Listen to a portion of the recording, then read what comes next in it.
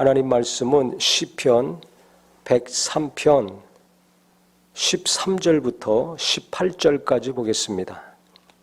아버지가 자식을 궁일이 여김같이 여호와께서는 자기를 경외하는 자를 궁일이 여기시나니 이는 그가 우리의 체질을 아시며 우리가 단지 먼지뿐임을 기억하심이로다. 인생은 그 날이 풀과 같으며 그 영화가 들의 꽃과 같도다.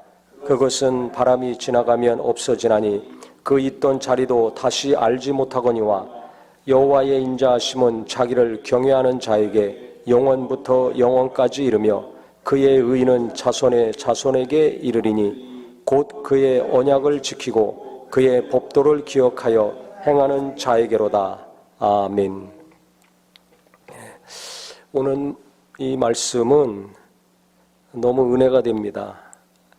13절부터 다시 보면 아버지가 자식을 궁일이 여김같이 하나님께서는 자기를 경외하는 자를 궁일이 여기신다고 했습니다. 부모가 자식을 궁일이 여긴다고 했는데요. 이게 맞는 얘기입니다. 미울 때도 있고 속이 터질 때도 있고 때릴 때도 있고 욕을 할 때도 있습니다. 아주 꼴보기 싫을 때도 있습니다. 세상 사람들은 싫으면 안 보죠. 근데 자식은 이게 죽는 날까지 뗄래야 뗄 수 없는 관계입니다. 부부간에도 뭐가 안 맞으면 안 봅니다. 근데 자식은 안 볼 수가 없어요. 이게 다릅니다. 그 왜 그럽니까? 이게 천륜이라고 그러죠. 하나님의 마음이 부모의 마음이에요. 하나님이 주시는 마음입니다. 그러니까 하나님은 우리를 어떻게 여기시는가? 부모가 자식이 아무리 속색이고 엉망진창이라도 불쌍히 여기고 도와주려고 하는 것처럼 하나님이 우리를 그렇게 여기신다는 겁니다. 그래서 우리는 무슨 일이 있으면 하나님하고 거리가 멀어질 때가 있지만 하나님은 그렇게 안 하세요. 부모의 마음은 자식이 같이 살든 떨어져 살든 나이가 많건 적건 태어나서부터 자기가 죽는 날까지 자식들을 생각하는 마음이 끔찍합니다. 하나님도 그런 거예요. 하나님이 우리를 생각하실 때 우리는 하나님께 가까이 갈 때가 있고 멀어질 때도 있고 하지만은 하나님은 항상 우리를 어떻게 여기시는가? 불쌍히 여기신다는 겁니다. 궁일이 여기신다는 겁니다. 왜 그런가? 그 이유가 그 다음부터 자세히 설명이 되어 있습니다. 이는 그가 우리의 체질을 아시며 우리가 단지 먼지뿐임을 기억하심이로다 그랬습니다. 우리가 얼마나 연약한 존재인지 얼마나 한계가 있는 존재인지를 너무나 잘 아신다는 겁니다. 육체는 흙으로 만들어 주셨잖아요. 그리고 이 흙은 부서지기 쉽습니다. 모래로 아무리 큰 성을 쌓아보세요. 그거 금방 부서집니다. 인간이 굉장한 존재 같지만 육체가 연약해요. 온도만 조금 올라가도 불어눕습니다. 꼼짝 못합니다. 뭐 조금만 부딪히면 부러집니다. 얼마나 연약한 존재인지 모릅니다. 그러다 결국 시간이 가면 갈수록 어떻게 됩니까? 기운이 빠집니다. 건강한 사람도 나중에는 숨을 못 쉽니다. 죽을 수밖에 없어요. 누구나 죽음을 맞이할 수밖에 없습니다. 그러니까 하나님 보실 때는 너무 연약한 존재예요. 육체를 떠나서 그 영혼이 하나님께 가면 그때나 하나님과 거룩한 몸을 입고 같이 살 수 있지만 이 땅에 있는 하나님의 형상과 모양대로 자기가 직접 창조하신 피조물인 인간을 볼 때는 너무나 약해. 부모가 자식을 볼 때 얼마나 노심초사합니까? 너무나 약하니까. 똑같습니다. 항상 불안하죠. 항상 염려합니다. 하나님이 우리 보실 때 그렇다는 거예요. 똑같습니다. 우리가 자식 생각하는 거나 하나님이 우리 생각하는 거나 똑같습니다. 너무 연약한 존재라는 것을 하나님이 잘 아신다는 겁니다. 그 다음에 인생은 그 날이 풀과 같고 그 영화가 들의 꽃과 같다 그랬습니다. 오래 살건 조금 살건 몇 년을 살았던지 풀과 같다는 겁니다. 풀이 요새 봄이라서 풀이 막 파랗게 나옵니다. 얼마 못 가면 어떻게 됩니까? 누래지고 그 다음 다 시들고 떨어집니다. 몇 달 못 갑니다. 꽃은 며칠 못 가요. 금방 화려하게 꽃이 핀 것 같은데 며칠 지나면 시들어서 쭈글쭈글하고 빛을 잃지요. 조금 있으면 다 떨어집니다. 오래가는 꽃이 없습니다. 화려하고 멋있는 꽃일수록 빨리 떨어집니다. 우리가 이 땅에 살면서 내가 열심히 노력해서 큰 일을 했어요. 많은 사람들이 박수치고 이름만 대면 다 아는 유명한 사람이 됐다 할지라도 하나님이 보실 때는 꽃이 활짝 폈다가 없어지는 것처럼 그렇게 짧은 순간이라는 겁니다.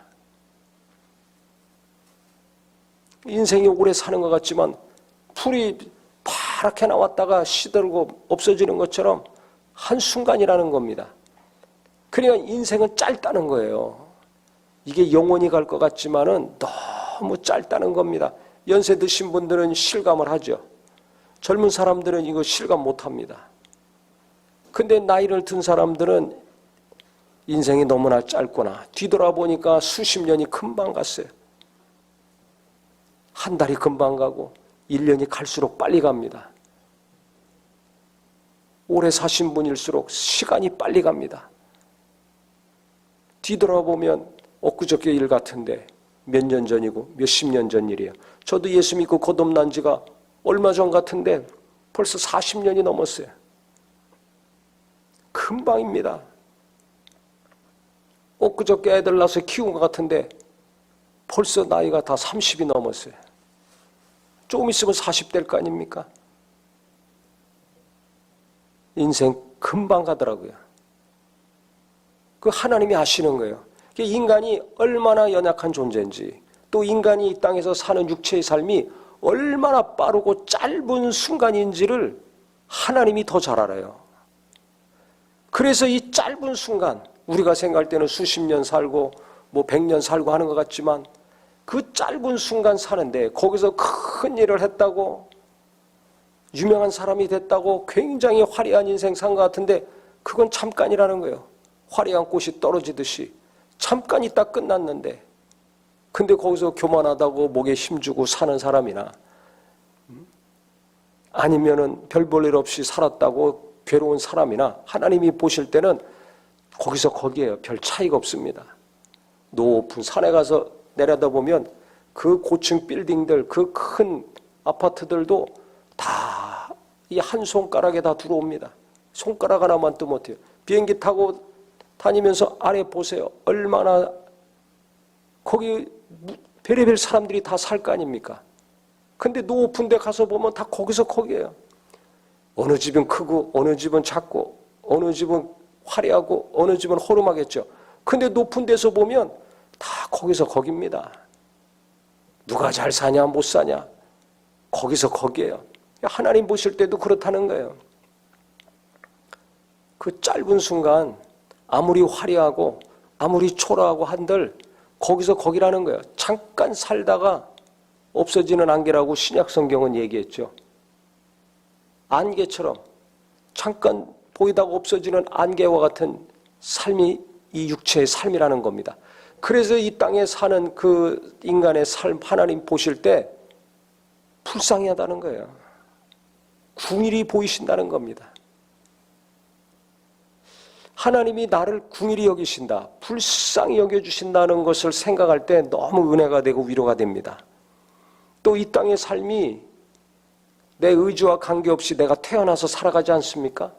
누가 내가 태어나고 싶어서 땅에 태어났습니까? 누가 이 남자를 내 아버지로 삼고 이 여자를 내 엄마로 삼아가지고 내가 살아가는 겁니까? 내 의지가 아니잖아요. 내가 선택한 아버지 엄마가 아니잖아요. 내가 선택한 형제들이 아니잖아요. 배우자는 내가 택했지만 내 부모, 형제, 자매들은 내가 선택한 게 아니에요. 내 의지와 관계없이 태어나니까 이루어진 관계입니다. 그러니 거기서도 얼마나 여러 가지 일들이 많이 일어납니까? 하나님이 보실 때는 이 땅의 삶, 희로애락이 계속 반복되며 사는데 하나님은 우리를 불쌍히 여기신다는 사실입니다. 내가 어떤 부모를 만났든지 어떤 형제 자매들을 만났든지 아버지 때문에 좋을 때가 있지만 속상할 때가 있어요. 엄마 때문에 위로받을 때가 있지만 아주 징그러울 때가 있어요. 형과 아우 때문에 도움이 되고 자기 자신이 평안을 누릴 때가 있지만 아유 이놈의 형제 자매들 아예 없었으면 좋겠다.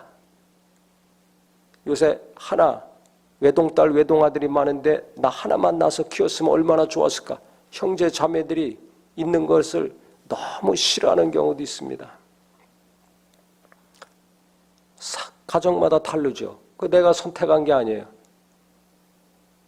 부모 때문에 좋을건 싫건 형제 자매들이 있어서 내가 행복하건 불행하건 관계없이 잠깐 있다가는 삶이라는 겁니다. 그러니까 그 부모도 하나님 보실 때는 불쌍한 거예요. 그 자식 어떻게 살든지 잠깐 있다가 고생하며 살기 때문에 불쌍하다는 겁니다. 형이 있건 아우가 있건 언니가 있건 없건 간에 관계없이 이 땅에 태어나서 잠깐 살다 가는데 화려한 건 잠깐이고 고생하며 죽음을 맞이해야 되기 때문에 불쌍하다는 겁니다. 그러니까 남자나 여자나 어떤 형태로 살든지 간에 하나님 보실 때는 다 불쌍한 거야. 우리는 저 사람은 좋겠다. 아유 저 사람은 참 왜 저렇게 사나 평가하고 살지만 나 자신도 내가 원하는 것이 이루어지면 기쁘고 그렇지 않으면 괴롭지만 하나님이 보실 때는 다 불쌍해요. 그래서 하나님이 좋은 거예요. 우리는 불쌍히 여기는 사람은 나보다 좀 못하는 사람, 힘든 사람, 어렵게 사는 사람만 좀 불쌍히 여깁니다. 그것도 믿음 있는 사람, 착한 사람이 불쌍히 여기죠. 안 그러면 무시합니다. 가난한 사람 무시하고 못생긴 사람 무시하고 교회 다니더라도 믿음 없으면 무시해요. 무시해요. 무시하는 사람 많습니다. 근데 하나님은 무시하지 않아요. 잘난 사람이나 못난 사람이나 다 불쌍해요. 왜? 거기서 거기니까. 좋은 부모 만난 사람이나 성질 안 좋은 부모나 가난한 부모 만난 사람이나 똑같이 불쌍해요. 왜? 별 차이가 없어요. 하나님 보실 때는. 거기서 거기에. 왜 차이가 없어요? 너무 짧은 순간 살다 끝나는 육체의 삶이기 때문에 그렇습니다. 화려한 꽃을 피웠던지 꽃을 안 피우고 풀로만 살았던지 하나님이 보실 때는 별 차이가 없어요. 근데 인간들끼리 거기서 아둥바둥 네가 잘 사냐 내가 잘 사냐 네가 잘났냐 내가 잘났냐 네가 믿음이 좋냐 내가 믿음이 좋냐 이거 가지고 씨름하고 살거든요. 잠깐 살다 고생하며 끝나는 것도 불쌍한데 거기서 네가 잘났냐 내가 잘났냐 서로 경쟁하고 비교하고 살니 얼마나 피곤합니까? 제자들도 예수님 따라다녔지만 서로 네가 크냐 내가 크냐 비교하면서 씩씩거렸잖아요. 그 주님 보실 때는 불쌍한 거예요. 그러니까 안 내쫓은 겁니다. 아유 이것들 내가 3년 동안 그렇게 가르쳤는데 지금 와가지고 하는 꼴을 보니까 기가 막혀. 한심해. 3번씩이나 부인하고 도망가. 안 되겠다. 이거 가르쳐야 되겠다. 싹 제자들 딴 사람들로 가르치지 않았습니다. 왜? 왜 안 내쫓습니까? 예수님 말씀하셨죠. 주님은 안 내쫓는다 그랬어요. 마지막 날까지 끝까지 지켜주시고 붙들어 주신다고 그랬어요. 왜 안 내쫓습니까? 불쌍하니까. 인간이 어떤 존재인지를 너무나 잘 아시는 거예요. 불쌍하니까 함께 하는 겁니다. 불쌍하니까 같이 가는 겁니다. 궁일이 여겨주시니까 예루살렘 떠나지 말고 성령 받으라 하시고 그들이 성령 받은 다음에 크게 쓰임받게 하셨습니다. 긍휼히 여기는 마음이 없었다면, 그들이 하는 잘못하는 행동과 말, 태도, 싸가지 없는 거, 버릇없는 거, 괘씸한 거만 생각하셨다면 그거 못합니다. 이 땅에 오셔서 죄인들을 불쌍히 여겨주셨어요. 모든 자가 죄인이기 때문에 다 불쌍히 여겨주신 겁니다. 이게 하나님의 마음, 예수님의 마음입니다. 그래서 그 다음 성경에 보니까 17절에 여호와의 인자하심은 자기를 경외하는 자에게 영원부터 영원까지 이르며 그의 의는 자손의 자손에게까지 이르리니 그랬습니다. 하나님의 인자하심은 자기를 경외하는 자에게 변치 않고 영원까지 간다는 거예요. 그 다음에 그 자손에게까지 이른다 그랬어요. 자손에게까지 하나님의 의가, 하나님의 관심과 하나님의 돌보심과 하나님의 살펴주심이 계속 진행이 된다는 겁니다. 그러니까 중요한 것은 18절에 있는 것처럼 그 언약을 지키고 그 법도를 기억하여 행하는 자에게 이것이 이루어진다고 했습니다. 하나님을 경외하는 자는 하나님 말씀대로 살려고 합니다. 하나님 뜻대로 살려고 합니다. 그러니까 잠깐 살다가 가는 이 세상 어떻게 살아야 될 것인가? 하나님을 경외하고 살면 하나님의 긍휼과 하나님의 불쌍히 여기심을 영원히 받을 뿐만 아니라 그 자손들, 내가 어떻게 할 수도 없는, 내가 볼 수도 없는, 누군지도 모르는 그 자손들에게까지 하나님이 관심을 갖고 함께 주신다는 겁니다. 하나님이 나를 계속 지켜주시고 내 자손들의 자손들까지 계속해서 돌보시고 지켜주시고 붙들어주시는 역사는 언제 일어나는가? 내가 하나님을 경외할 때, 하나님을 진심으로 사랑할 때, 마음의 중심에서부터 하나님 뜻대로 살려는 마음이 간절하고 변치 않았을 때 이 놀라운 복이 임한다는 것입니다. 그래서 나도 어떻게 할 수 없고 어느 누구도 어떻게 할 수 없는 거 하나님은 해주시겠다는 거예요. 내가 아무리 노력해도 내가 원하는 대로 이루지 못하잖아요. 내가 그렇게 사랑하고 끔찍 여기는 자식이라 할지라도 내가 어떻게 할 수 없습니다. 아무리 자식을 도와준다 할지라도 그게 됩니까? 아무리 돈을 많이 쏟는다 할지라도 내가 원하는 대로 자식이 큽니까? 그가 그렇게 됩니까? 안 됩니다. 사람이 힘으로 되는 게 아니에요. 사람의 노력으로 되지 않습니다. 그런데 하나님은 자손의 자손까지 하나님의 의가 흐르게 하신다고 그랬어요. 하나님이 영광 받으시고 하나님이 찬양 받으시는 일을 이루어 주신다는 겁니다. 할렐루야. 얼마나 은혜가 넘칩니까? 얼마나 위로가 됩니까? 얼마나 소망이 됩니까? 어떻게 하면? 하나님을 경외하면, 하나님 말씀대로 살려고 힘쓰고 노력하고 일하면서 산다면 하나님이 그 자들에게 이와 같은 은혜를 베풀어 주신다는 것입니다. 그래서 16절에 있는 것처럼 바람이 지나가면 없어지나니 그 있던 자리도 다시 알지 못하거니와 그랬어요. 우리가 이 땅에 살다 가면 바람이 지나간 것처럼 아무것도 없습니다. 남는 것도 없어요. 흔적도 없어요. 그냥 먼지 날아가듯이 한 줌 흙으로 날아가고 끝나는 것입니다. 수많은 사람이 이 땅에 태어났지만 그 사람들 다 한 줌 흙으로 가고 먼지같이 가지 않았습니까? 그 후손들이 또 태어나서 살아가고 있습니다. 언젠간 우리도 다 한 줌 흙으로 가고 우리 후손들이 또 살아갈 것입니다.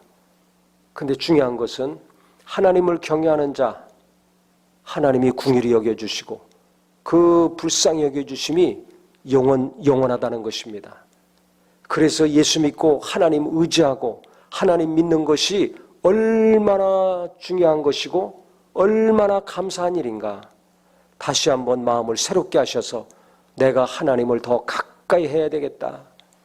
진짜 하나님을 사랑하여서 진심으로 예배하고 시도 때도 없이 괴로운 일이 닥치지만은 우리 하나님이 나를 불쌍히 여기신다. 하나님은 나를 긍휼히 여겨주신다.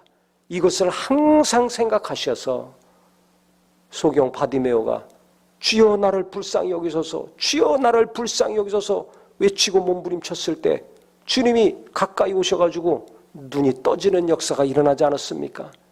나를 불쌍히 여겨달라고, 괴롭고 힘들 때마다 나를 긍휼히 여겨달라고, 은혜를 베풀어 달라고 계속 기도하며 나간다면 하나님께서 내 힘으로 도무지 할 수 없는 거, 어느 누구도 해결해 줄 수 없는 거 하나님이 도와주시고 기쁨으로 역사해 주실 것입니다. 그래서 변치 않는 하나님의 이 긍휼하심, 영원히 내게도 임하고 내 자손들에게도 대대로 임하는 이 하나님의 도우심이 주님을 진정 경외하며 그분의 긍휼을 구하며 나갈 때 이루어지는 저와 우리 모두의 삶이 되기를 예수님의 이름으로 축원합니다. 기도하겠습니다.